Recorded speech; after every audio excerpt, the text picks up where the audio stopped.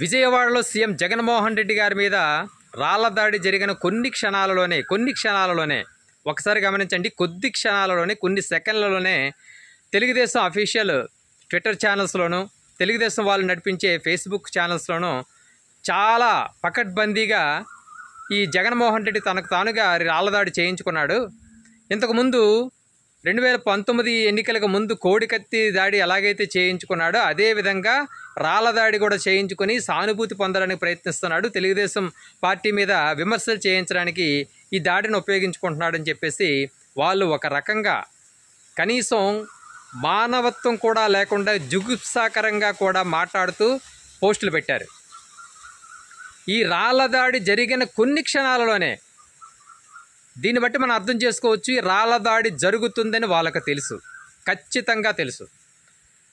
తెలియకపోతే వెంటనే వైసీపీ లీడర్లు కూడా స్పందించనంత వేగంగా వైసీపీ లీడర్లు టీడీపీ కార్యకర్తల మీద, టీడీపీ నేతల మీద అనుమానం వ్యక్తం చేయకముందే వీళ్ళ అకౌంట్లో దీన్ని ఒక డ్రామాగా చిత్రీకరిస్తూ పోస్టులు పెట్టారంటే దీని వెనక ఏముందనేది మనం ఒకసారి అర్థం చేసుకోవచ్చు. ఇంతకుముందు సీనియర్ ఎన్టీఆర్ని కూలదోయడానికి వైస్రా హోటల్కి ఒక్కొక్క ఎమ్మెల్యేలని తోలుకుంటూ వాళ్ళని కొనేసి వైస్రా హోటల్లో పెట్టినప్పుడు వాళ్ళ ఎమ్మెల్యేలను కలవడానికి సీనియర్ ఎన్టీఆర్ వెళ్ళినప్పుడు ఆయన మీద ఏ విధంగా చెప్పుల దాడి చేయించి ఎంత హేళనగా, ఎంత చులకనగా మాట్లాడారో ఈ రోజున జగన్మోహన్ రెడ్డి గారి మీద కూడా అదే రకంగా దాడి చేయించి అంతే చులకనగా అంత త్వరగా స్పందించారంటే ఈ దాడి జరుగుతుందని వాళ్ళకి ముందే తెలుసు. అంటే తమకు నచ్చని నేతల మీద దాడి చేయించి వాళ్ళని ఒక విధంగా మానసికంగా కృంగదీసి ఈ ఎన్నికల సంగ్రామంలో వాళ్ళు ఒక విధంగా పక్కకు పోయేటట్లు కానీ లేకపోతే నీరసపడేటట్లు కానీ చేయాలి అనే ఒక ఎత్తుగడకి వీళ్ళు తెరతీశారనడంలో సందేహం లేదు. ఆ రోజున ఎన్టీఆర్ మీద చెప్పుల దాడి చేయించిన తర్వాత ఎన్టీఆర్ ఎంత మానసికంగా కృంగిపోయారో, వాళ్ళతో పోరాడడానికి ఎంత సంసిద్ధతగా లేకుండా తనకు తాను తగ్గించుకున్నారో ఈరోజు అదేవిధంగా జగన్మోహన్ రెడ్డి గారి మీద కూడా మానసికంగా ఆయన కృంగదీసి భయభ్రాంతులు చేసి ఆయన వచ్చే ఎన్నికల్లో ఇప్పుడున్నంత స్పీడ్గా ప్రజలతో మమేకం అవ్వకుండా మనం ఒక విషయాన్ని గమనించాలి. ఆయన ఇప్పుడు చంద్రబాబు నాయుడు కానీ, పవన్ కళ్యాణ్ కానీ వాళ్ళ యాత్రలు వాళ్ళు చేసుకుంటున్నారు, వాళ్ళ ప్రచారం వాళ్ళు చేసుకుంటున్నారు. కానీ జగన్మోహన్ రెడ్డి ప్రచారం చూసేసరికి సిద్ధం సభలు ఎంత విజయవంతమయ్యో అందరికీ తెలుసు. ఒక 5 సంవత్సరాలు పరిపాలించిన ఒక ముఖ్యమంత్రి మీద ఇంత జనస్పందన ఉంటుందని వీళ్ళు ఊహించలేదు. అంటే ఎంతో కొంత వ్యతిరేకత ఉంటుంది, దాన్ని మనం క్యాష్ చేసుకుందాం అనుకున్నారు. జనాలు ఇంత తమ గుండెల్లో పెట్టుకుంటారన్న సంగతి వీళ్ళు గ్రహించలేదు.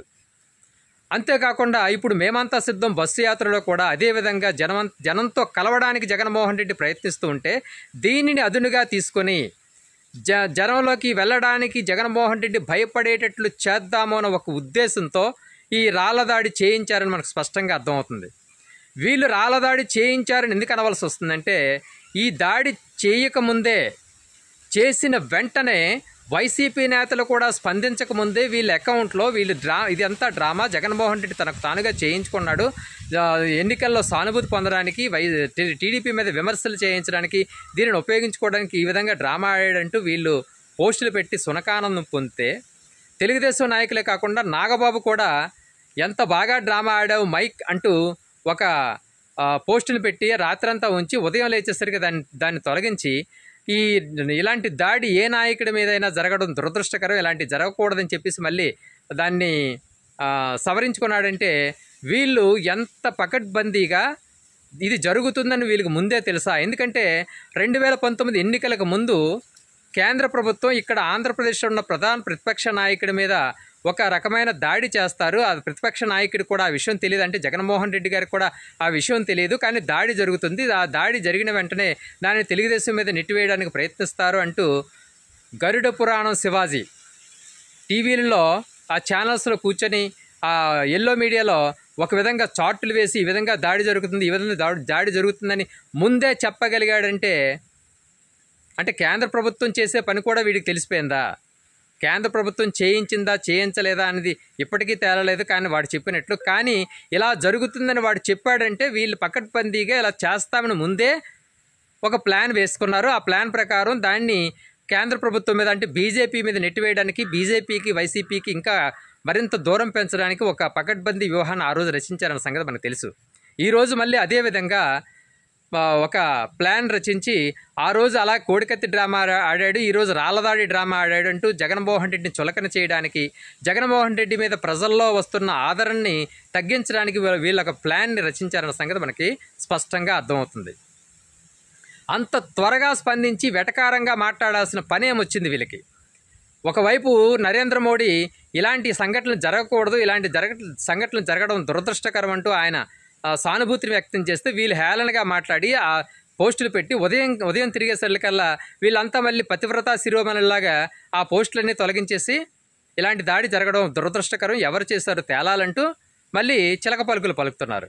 దీన్ని బట్టి మనం అర్థం చేసుకోవచ్చు, తమకు గిట్టని వారి మీద, అది సీనియర్ ఎన్టీఆర్ అయినా ఇప్పుడు జగన్మోహన్ రెడ్డి అయినా, తమకు గిట్టని వారి మీద దాడి చేయించి వారిని మానసికంగా కృంగదీసి వాళ్ళ మీద మానసికంగా ఆధిపత్యం చెలాయించి ఎన్నికలలో విజయం సాధించడానికి వీళ్ళు ఒక రకమైన పకడ్బందీ ప్లాన్ను రచిస్తున్నారన్న సంగతి మనకి ఇక్కడ అర్థమవుతోంది.